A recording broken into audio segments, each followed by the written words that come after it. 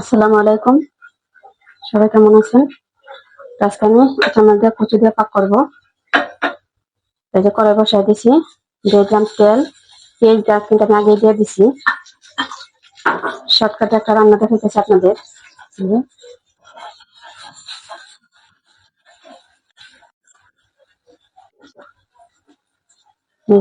চিংড়ি মাছটা দিয়ে দিই, ভাজা হোক।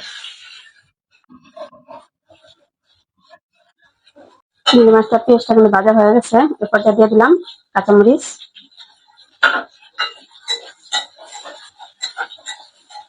দিয়ে দিলাম পানি,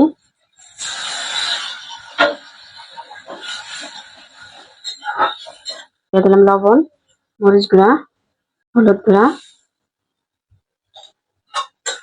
চিংড়ি মাছটা বেশি মশলা লাগে না, এটা কষানো হোক, তারপর আমি কচুটা দিয়ে দিব।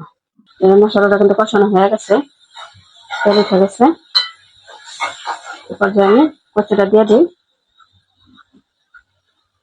আর এই যে কচুটা কিন্তু আমি ফ্রিজে ছিল আমার, ফ্রোজেন করা ছিল।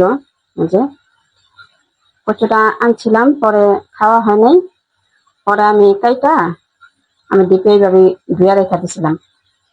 এখন আমি এটা দিয়ে দিলাম। বিসমিল্লাহ। এইভাবে জিনিসটা তো আমার নষ্ট হয়ে গেলে তো আমার ফালানি যেত, আমি কাইটা আমি ডিপে রেখে দিছি। গাছটা আমি ডিপে থেকে রাইখে আমি পাক করতেছি। তারপরে চাইলে ডিপে রাখতে পারেন, রাইখা তারপর আপনারা পাক করতে পারেন।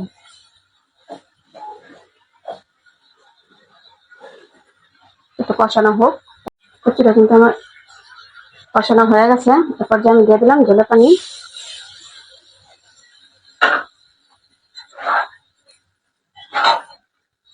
আর একটু পানি দিই, দিয়ে আমি দেখে রাখি।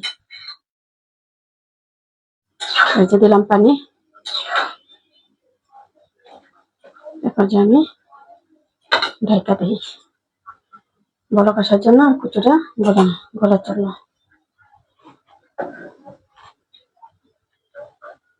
বিসমিল্লাহ। তরকারিটা কিন্তু ভালো কষা পড়ছে। যে এখন চুলা কমায় রাখলে কচুটা সেদ্ধ হয়ে যাবে।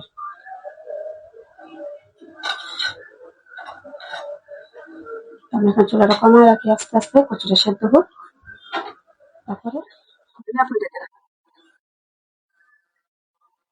আসুন দেখি কচুটা কি অবস্থা।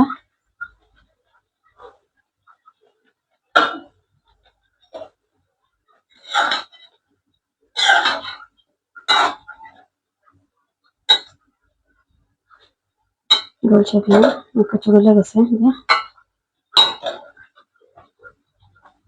আর একটু ঝোল শুকায়া তারপরে আমি নামা ফেলবো। কালারটা সেই সুন্দর হয়েছে। একটা ঝোল শুকাক, তারপরে দেখাবো আপনাদের। চলেন দেখি, তরকারি মনে হয়ে গেছে।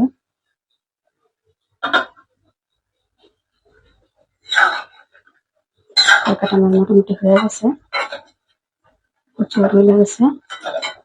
তারপর যে আমি আপনাদের আমি বাইরে আপনারা দেখাবো না। এই যে আমার রান্না বান্না শেষ হলো, এখন খাওয়া দাওয়া করতে আসলাম। দুপুরবেলা ডাল পাক করছিলাম, ডালের রেসিপি তো দিলাম না।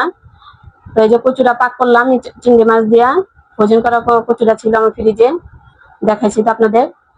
তো এইভাবে পাক করে খায়া দেখেন, আশা করি ভালো লাগবে। তো কমেন্ট করে, লাইক কমেন্ট শেয়ার করেন, পাশে থাকবেন। তো সবাই ভালো থাকবেন, সুস্থ থাকবেন।